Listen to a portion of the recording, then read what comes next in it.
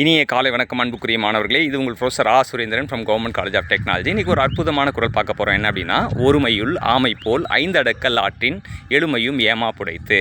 ஆமை என்ன பண்ணுன்னா, யாராச்சும் ஒருத்தவங்க பக்கத்தில் போனாங்க வச்சுங்களேன், தன்னோட 4 கால்களையும் தலையையும் உள்ளே இழுத்துக்கும்.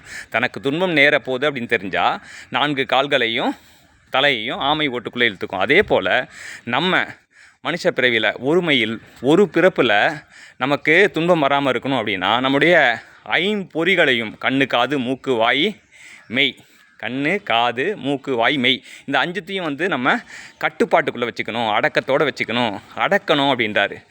அந்த ஐம்பொறிகளையும் அடக்கும்போது நமக்கு எந்த விதமான துன்பமும் ஏற்படாது. எப்பவுமே ஐம்பொறிகளை அடக்கத்தோடு வச்சுக்கும்போது 7 பிறப்பும் நமக்கு துன்பம் வராது.